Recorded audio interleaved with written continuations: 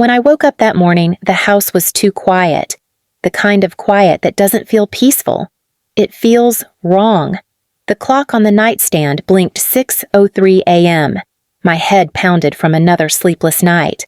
I'd fallen asleep sitting up in bed, still wearing yesterday's sweater after working late to finish an online order for a client.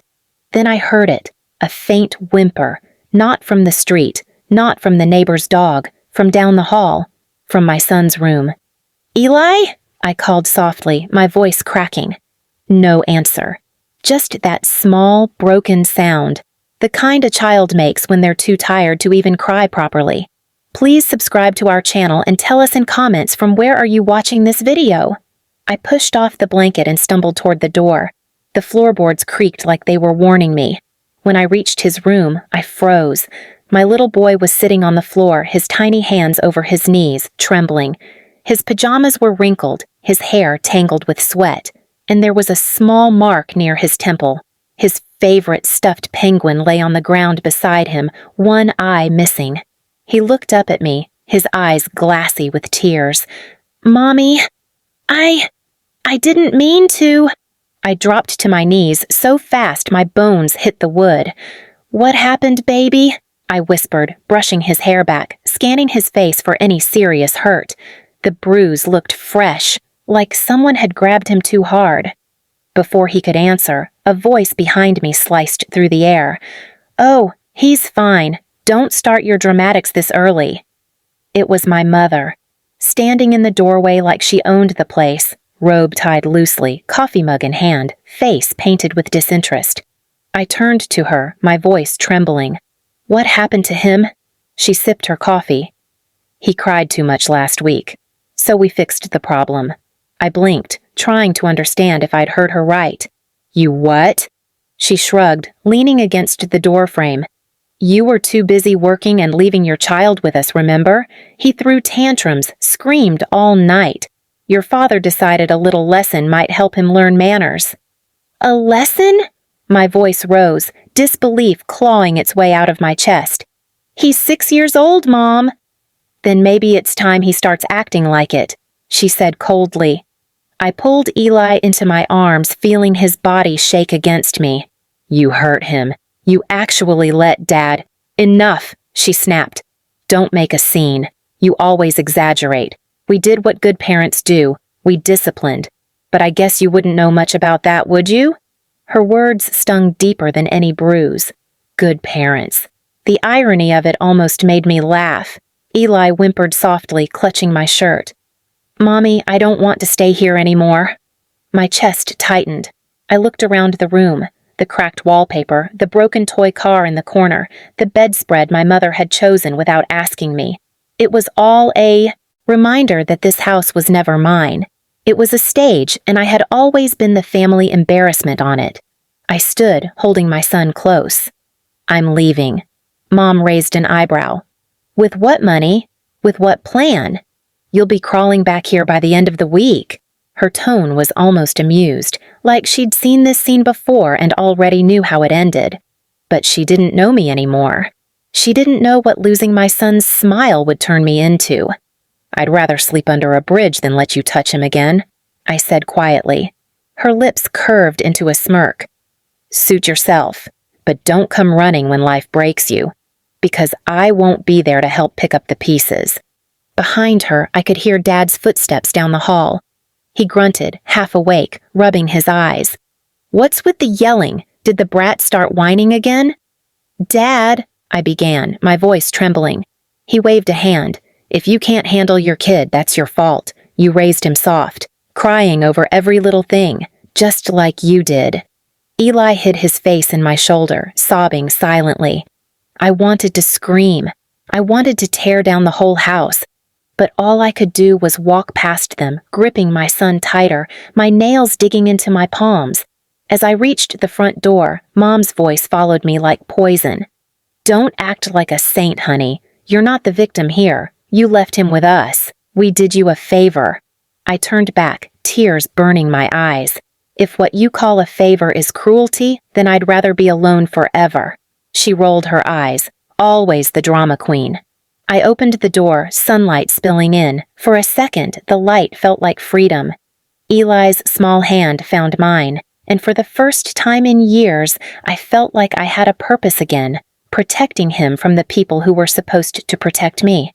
As we stepped outside, I heard Dad mutter behind me, "Let her go. She'll learn. They always crawl back."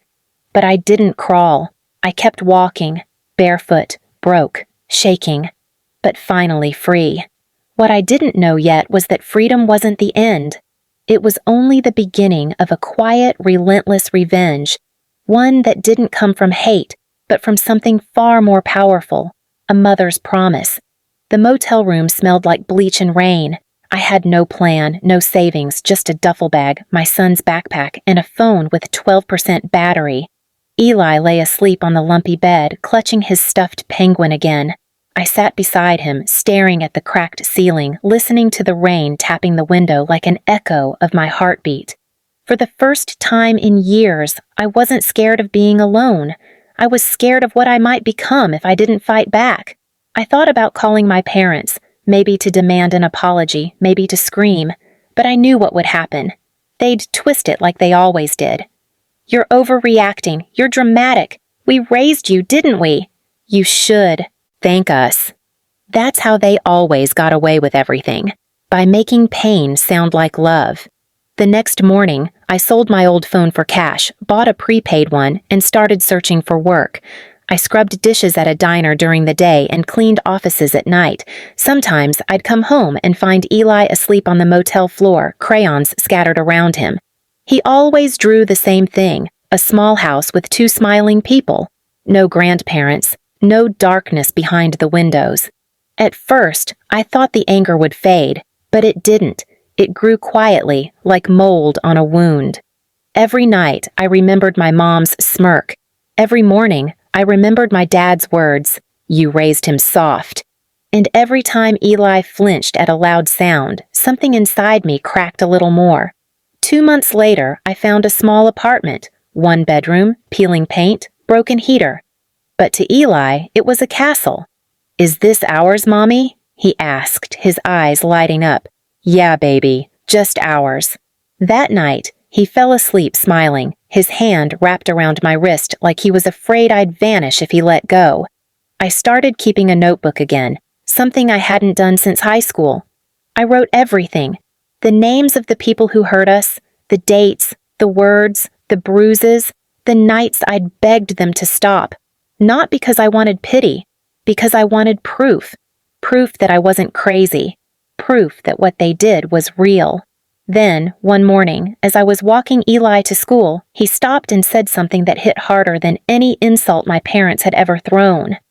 "Mommy, why don't Grandma and Grandpa love me?" I froze. The street noise faded. The world just paused.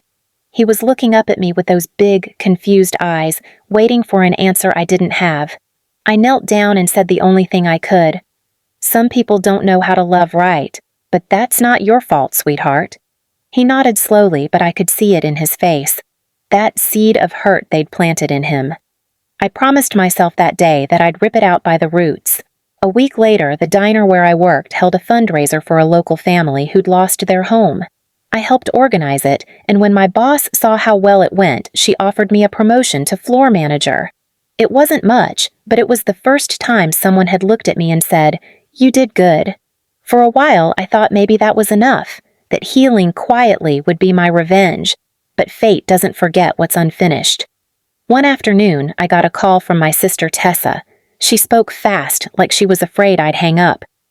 "They're telling people you abandoned Eli, that you left him here for months and only came back when things got tough." I nearly dropped the phone.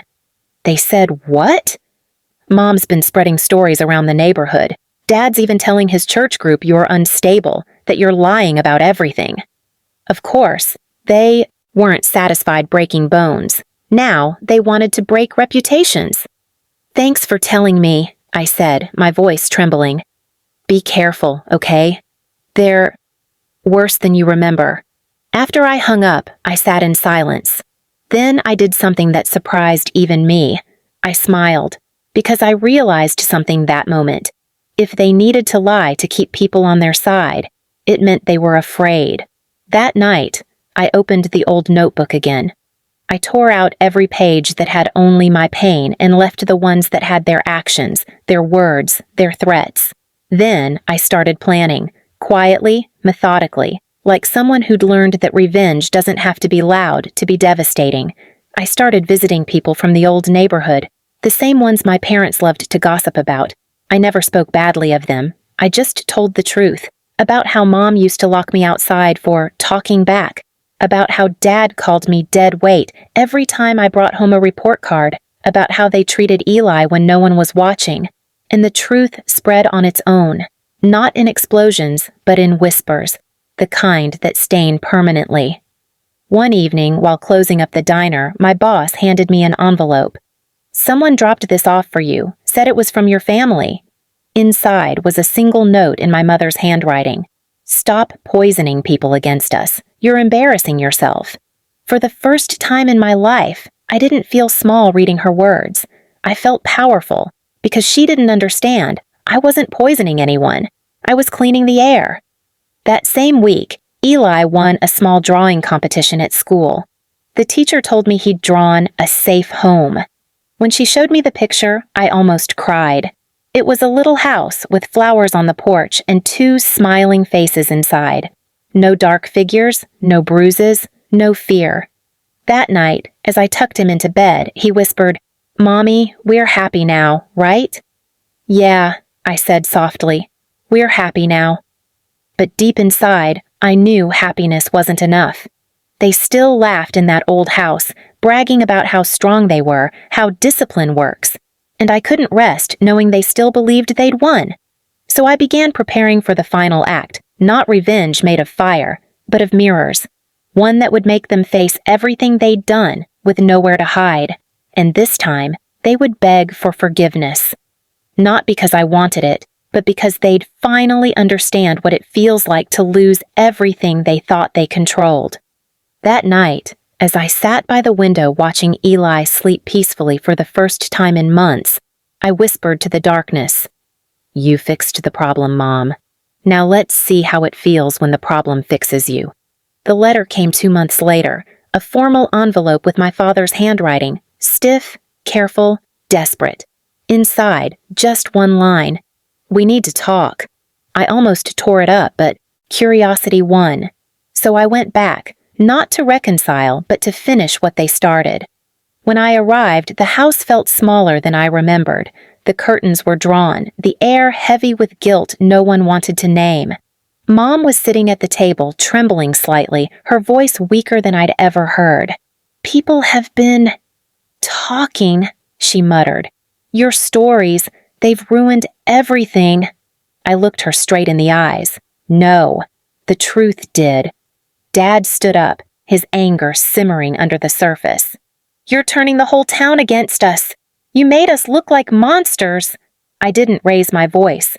"I didn't have to make you look like anything. You did that yourself." He slammed his hand on the table, but his words faltered when Eli peeked out from behind me. For the first time, I saw something new in my father's face. Not anger, not pride. Fear. Mom's eyes darted between us as if trying to find the right insult, the right weapon. But nothing came. The silence between us stretched, heavier than all the years of shouting. Finally, I set down a small photo frame I'd brought with me, Eli's drawing of our safe home. "This is what real love looks like," I said softly, "and you'll never have it." I turned to leave, my son's hand in mine. Behind me, I heard my mother's voice crack. "You can't just erase us." I paused at the doorway, not turning back. "I didn't erase you. You did that the day you laughed at a crying child." We walked out into the cold evening air. Eli squeezed my hand. "Are we done, Mommy?" I smiled faintly. "Yeah, baby. We're done." Back home, I hung his drawing on the wall. The house was small, the paint still chipped, but it was peaceful. No more screams, no more cruel laughter, no more pretending that family means love. That night, as the streetlights flickered outside, I whispered to myself, "They said they fixed the problem. I just made sure it never hurt again." And for the first time in my life, the silence felt safe. because it wasn't emptiness anymore. It was freedom. Please subscribe to our channel and tell us in comments from where are you watching this video.